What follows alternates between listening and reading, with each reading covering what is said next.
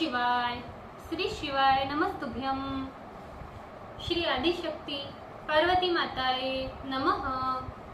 श्री विघ्नेश्वराय नमः। श्री लक्ष्मी नारायणे नमः। श्री सरस्वती ब्रह्माय नमः। श्री सियारामे नमः। श्री रामदास हनुमाने नमः। श्री राधे श्यामे नमः। हे शिवजी, તમારી કૃપાથી હું આ શિવ પુરાણ વાંચી રહી છું અને મારી મમ્મી, બેન અને તમામ શ્રોતા શિવ પુરાણ સાંભળી રહ્યા છે।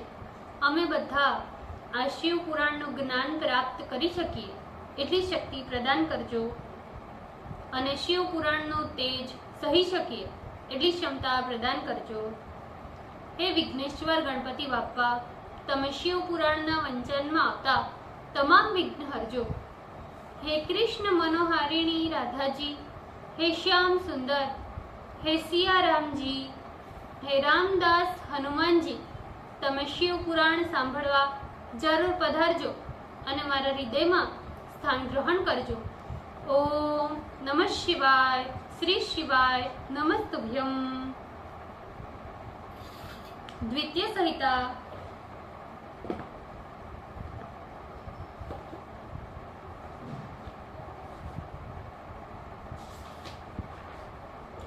एकोनचत्वारिशों अध्याय। राजा क्षुभ के कार्य निमित्त ब्राह्मण रूप से विष्णु का दधीच के पास गमन और दधीच द्वारा विष्णु को श्राप। Page number 442। इस प्रकार सभी देवगण अपने पराक्रम को नष्ट हुआ देख भयभीत हो इधर उधर भागने लगे। केवल मायावियों के स्वामी एकमात्र विष्णु ही भय संत्रस्त हो उस युद्ध में स्थित रहे। तब पुरुषोत्तम विष्णु ने अपने शरीर से अपने ही समान लाखों एवं हजारों गणों को उत्पन्न किया। हे देवर्षि नारद, ये सभी महावीर विष्णु के गण शिव स्वरूप वाले अकेले उस महर्षि दधीच से युद्ध करने लगे। तदंतर शिव भक्तों में श्रेष्ठ महर्षि दधीच ने उन गणों से कुछ काल पर्यंत युद्ध कर सहसा उन्हें भी भस्म कर दिया। महामाया विशारद भगवान विष्णु ने महर्षि दधीच को विस्मित करने के लिए शीघ्र ही विश्व मूर्ति का रूप धारण कर लिया। ब्राह्मण श्रेष्ठ दधीच ने उस समय विष्णु के शरीर में देवादि सहस्त्र जीवों का दर्शन किया। उस विश्व मूर्ति के शरीर में करोड़ों भूत, करोड़ों गणों तथा करोड़ों ब्रह्मांड दिखाई पड़ने लगे। इन सभी को देखकर दधीच मुनि ने जगतपति, जगत सतुत्य, अज, अविनाशी उन भगवान विष्णु से कहा, हे महाबाहो विष्णु, आप इस माया का त्याग कीजिए। इस माया को देखकर मुझे कोई आश्चर्य नहीं हो रहा है, क्योंकि हे माधव, मैं अनेक दुर्गुणे सहस्त्र वस्तुओं को जानता हूँ। मैं आपको दिव्य दृष्टि प्रदान करता हूँ। आप सावधानी से मुझ में संपूर्ण विश्व, ब्रह्मा तथा रुद्र आदि का दर्शन कीजिए। ब्रह्मा जी बोले। ऐसा कहकर उन महर्षि ने शिव के तेज से विराट शरीर धारण कर उसी शरीर में विष्णु को समस्त ब्रह्मांड दिखाए। फिर शिव भक्तों में श्रेष्ठ महर्षि दधीच हंसते हुए निर्भय चित्त हो शिव का स्मरण कर देवेश भगवान विष्णु से बोले, हे हरे, आपकी इस माया से तथा आपकी इस मंत्र शक्ति से कुछ नहीं होने वाला। मैं तो आपसे युद्ध चाहता हूँ, अतः आप युद्ध कीजिए। ब्रह्मा जी बोले। महर्षि द्वारा कहे गए शिव तेज से प्रभावित तथा सर्वथा निर्भय युक्त वचनों को सुनकर विष्णु को उन महर्षि पर बड़ा क्रोध आया।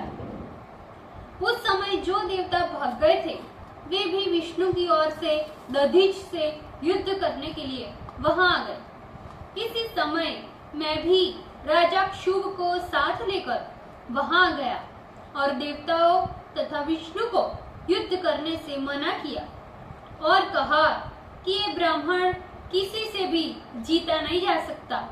मेरी इस बात को सुनकर भगवान विष्णु ने उस ब्राह्मण के निकट जाकर उसे प्रणाम किया। तदंतर वह राजा क्षुभ भी अत्यंत दीन होकर मुनि के निकट जाकर व्याकुल हो प्रणाम कर प्रार्थना करने लगा। शिव कहने लगा, हे शिव भक्त शिरोमणे, हे मुनि शार्दुल, आप मेरे ऊपर प्रसन्न हो जाइए। निश्चय ही आप दुर्जनों के द्वारा नहीं समझे जा सकते। ब्रह्मा जी बोले, राजा क्षुभ की इस प्रार्थना को सुनकर तपोनिधि दधीच ने उन्हें अनुग्रहित किया, किंतु उस समय विष्णु आदि देवों को देखकर उन्हें बड़ा क्रोध हो रहा था। फिर शंकर जी का स्मरण कर उन मुनि ने विष्णु तथा उनके अनुयायी देवगणों को श्राप दिया। दधीच बोले, इन विष्णु के साथ समस्त देवेंद्रादि देवगण तथा मुनीश्वरगण तुम सभी रुद्र की कोपाग्नि से रुद्र गणों द्वारा ही भस्म किए जाओगे। ब्रह्मा जी बोले, इस प्रकार समस्त देवगणों तथा विष्णु को श्राप देकर मुनि ने शुभ की ओर देखते हुए कहा, हे राजन, देखो, सर्वश्रेष्ठ ब्राह्मण केवल राजाओं के ही नहीं अपितु देवगणों से भी पूज्य है। हे राजन, राजा की अपेक्षा ब्राह्मण सर्वथा बली है तथा समर्थ होते हैं। इतना कहने के पश्चात वे अपने आश्रम पर चले गए। उधर राजा क्षुभ भी दधीच को प्रणाम कर अपने घर चला आया। विष्णु भी देवताओं को साथ लेकर जिस प्रकार आए थे वैसे ही चले गए। वही स्थान स्थानेश्वर के नाम से प्रसिद्ध हुआ। वहां पर स्थानेश्वर का दर्शन करने से मनुष्य सायुज्य मुक्ति प्राप्त करता है। हे देवर्षि नारद, मैंने संक्षेप में शुभ तथा दधीच का ये विवाद तुमसे कहा, जिसके कारण विष्णु आदि देवगणों को श्राप मिला। जो मनुष्य शुभ तथा दधीच के इस संवाद को पढ़ता है अथवा सुनेगा, उसकी अकाल मृत्यु कभी नहीं होगी और वो शरीर के अंत हो जाने पर साक्षात ब्रह्मलोक को जाएगा। जो लोग इस संवाद का कीर्तन कर युद्ध में जाएंगे, उन्हें मृत्यु का भय कदापि नहीं रहेगा और वे युद्ध में सर्वदा विजयी होंगे। ओम नमः शिवाय। श्री शिवाय नमस्तुभ्यम। भूल चूक माफ करजो शिवजी, कृपा રાખજો। આજના શિવ પુરાણના વંચનનો પુણ્ય મને પ્રદાન કરજો શિવજી। ઓમ નમઃ શિવાય। શ્રી શિવાય નમસ્તુભ્યમ।